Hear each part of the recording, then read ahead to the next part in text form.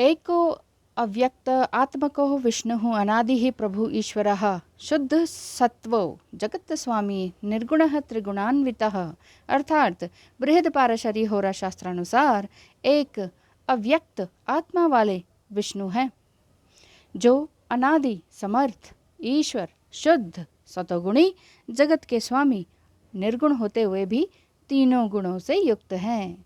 नमस्कार, स्वागत है आप सबका। एक बार पुनः मैं एस्ट्रोलॉजर लक्ष्मी आपके समक्ष उपस्थित हूँ ऋषि मुनियों का ज्योतिष ज्ञान लेकर नंदी एस्ट्रोलॉजी चैनल पर आपका स्वागत है। आज हम जानेंगे कि लग्नेश यानी लग्न का स्वामी विभिन्न भावों में हो तो जातक पर क्या प्रभाव पड़ता है। आइए विलंब न करते हुए वीडियो को प्रारंभ करते हैं। लग्नेश लग्न में ही हो तो जातक का स्वास्थ्य कैसा रहता है। जातक का स्वास्थ्य यदि लग्नेश लग्न में ही हो तो स्वास्थ्य अच्छा रहता है, साहसी होते हैं, बुद्धिमान होते हैं, चंचल मन रहता है, भय रहित रहते हैं और दीर्घायु भी रहते हैं।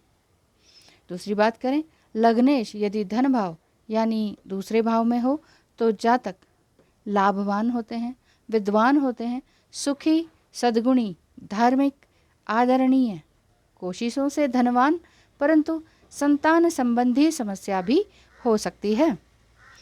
तीसरी बात करें कि लग्नेश सहज भाव यानी तीसरे भाव में हो तो जातक शेर के समान साहसी, धनवान, बुद्धिमान और राजा समान तथा शारीरिक आनंद चाहने वाला होता है। सहज भाव में यदि लग्नेश हो तो लग्नेश सुख भाव यानी चौथे भाव में हो तो जातक को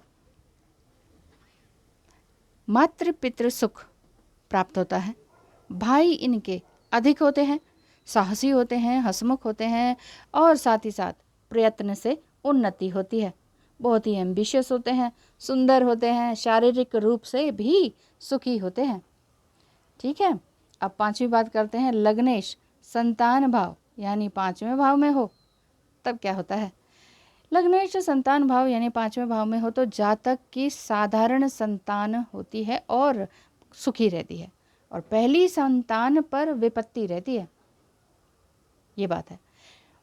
बहुत ही मानी, क्रोधी रहते हैं ऐसे जातक और राजमान्य होते हैं यानी कि सरकार से मान सम्मान इन्हें प्राप्त होता है।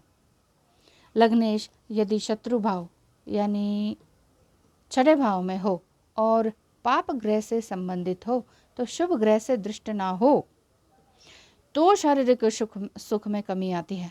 शत्रुओं से संकट भी रहता है, शारीरिक स्वास्थ्य पर हानि रहती है। परंतु यदि वृष या वृश्चिक लग्न हो, वृष या वृश्चिक लग्न हो तो शारीरिक स्वास्थ्य पर संकट नहीं होता है।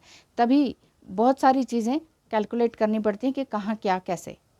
सीधे अगर हम कहते हैं हाँ भाई लग्नेश शत्रु भाव छठे भाव में तो शारीरिक स्वास्थ्य पर हानि हो जाएगी, लेकिन और भी तो देखना होगा। परंतु यदि वृष या वृश्चिक लग्न हो तो शारीरिक स्वास्थ्य पर संकट नहीं होगा। ये बात है। लग्नेश का छठे भाव में होना शाही ठाट बाट को भी दिखाता है, बिल्कुल शाही ठाट बाट। परंतु बहु विवाह की भी संभावना होती है। बहु विवाह अर्थात एक से अधिक विवाह, ये बात है। और एक से अधिक विवाह है तो वैवाहिक वैमनस्य का भी योग बनाता है। एक विवाह डिवोर्स हो गया, फिर दूसरा विवाह, फिर डिवोर्स हुआ, फिर तीसरा विवाह, ये चीज़ इसमें दिखाई देती है। लग्नेश विवाह भाव यानी सातवें भाव में हो तो ये देख लेते हैं।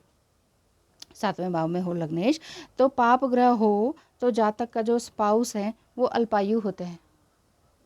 पत्नी या पति उनकी उम्र उनसे कम होती है जातक से। परंतु यदि लग्नेश बलवान होकर सातवें भाव में विराजमान हो तो जातक जो है वो राजा समान रहते हैं। ये चीज़ है। तो एक एक चीज़ को कैलकुलेट करना होता है, आगे पीछे सभी ग्रहों को और गुणों को देखना पड़ता है। चलिए अब आगे बताते हैं।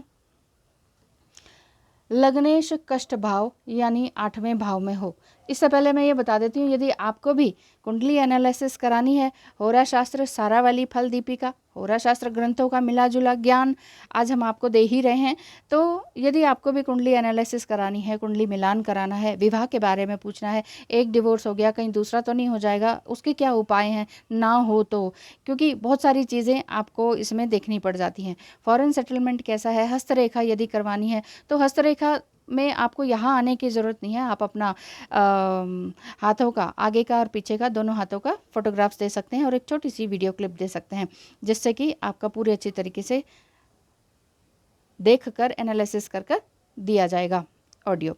तो किसी भी प्रकार की आपको सर्विस लेनी हो तो नंदी एस्ट्रोलॉजी के व्हाट्सएप नंबर 8307788247 पर मैसेज करें प्लीज़। धन्यवाद। तो चलिए एक बार फिर से शुरू करते हैं। लग्नेश कष्ट भाव में यानी 8वें भाव में हो तो जातक प्रबल ज्ञानी होता है, प्रबल ज्ञानी, परंतु रोगी भी रहता है, कोई ना कोई रोग लगा रहता है, और चोर की प्रवृत्ति भी उसके अंदर रहती है, कि बस रहती है। महाक्रोधी रहते हैं, गैम्बलिंग हैबिट्स रहती है, एक्स्ट्रा मैरिटल अफेयर रहता है। लग्नेश का 8वें भाव में होना ये सभी बातें बताता है। महाज्ञानी तो है, वो जातक महाज्ञानी है, परंतु इसके साथ साथ ये सभी कर्म भी करता है, यानी कि रोगी भी रहता है, दुर्भाग्यशाली भी रहता है। वैवाहिक जीवन जो है बिल्कुल ही नरकीय रहता है, नारकीय, बिल्कुल बिल्कुल हेल टाइप का, और खर्चीला भी रहता है, दरिद्रता भी रहती है, दरिद्रता उसका पीछा करती रहती है, बदनामी भी मिलती है। मेष और तुला लग्न वालों के लिए अशुभ प्रभाव थोड़ा कम हो सकता है। मेष और तुला लग्न वालों के लिए लग्नेश कष्ट भाव में यानी 8वें भाव में हो तो अशुभ प्रभाव थोड़ा कम ही होता है, परंतु बाकी सब में ये सभी चीज़ें इसमें आ जाती हैं। तो व्यक्ति महाज्ञानी होगा लेकिन कर्म उसके अच्छे नहीं रहेंगे और उसके साथ अच्छा काम नहीं होगा, मतलब वैवाहिक जीवन अच्छा नहीं रहेगा। लग्नेश भाग्य भाव यानी 9वें भाव में हो तो जातक भाग्यशाली होंगे, लोकप्रिय होंगे, भगवान विष्णु के भक्त होंगे। अब आप देखिए, आप अगर कुंडली देखना जानते हैं तो आप इस तरह से समझ सकते हैं। भगवान विष्णु के भक्त होंगे, दक्ष होंगे, वाक्पटु होंगे, स्पाउस पुत्र और धन युक्त होंगे, मतलब कि पति या पत्नी भी होंगे, पुत्र भी होगा और धन भी खूब होगा, पैतृक धन भी खूब मिलेगा, हर कार्य में सफल होंगे और भाइयों से लगाव होगा यदि भाग्य भाव में यानी कि 9वें भाव में लग्नेश है। बात करते हैं लग्नेश कर्म भाव यानी 10वें भाव में हो तो जातक को पितृसुख की प्राप्ति होती है, राज सम्मान की प्राप्ति, राज सम्मान अर्थात गवर्नमेंट जॉब की एकदम हाईएस्ट पोस्ट, ये कह सकते हैं, ठीक है। स्वयं द्वारा अर्जित धन रहता है इनके हाथ में और कार्यों में सफलता बिल्कुल रहती है। बात करते हैं लग्नेश लाभ भाव यानी 11वें भाव में हो तो जातक किस प्रकार के होंगे, तो जातक हमेशा लाभ प्राप्त करेगा और अच्छे गुण वाला होगा, बहुत ही सुंदर अच्छे गुणों से भरा हुआ होगा और साथ ही साथ प्रसिद्ध भी होगा, नेम फेम होगा यदि लग्नेश लाभ भाव यानी 11वें भाव में हो तो। लग्नेश व्यय भाव में हो यानी 12वें भाव में हो तो क्या होगा, तो ऐसा जातक शुभ ग्रह से युक्त होगा। अब देखिए, लग्नेश व्यय भाव यानी 12वें भाव में हो तो शुभ ग्रह से युक्त हो या दृष्ट ना हो तो भी जातक शारीरिक भौतिक सुख से वंचित, फिजूल खर्च, अति क्रोधी, उन्नति नहीं होती है ऐसे में, और चोरी, जुआ, व्यसनी, इस तरह का जातक माना जाएगा।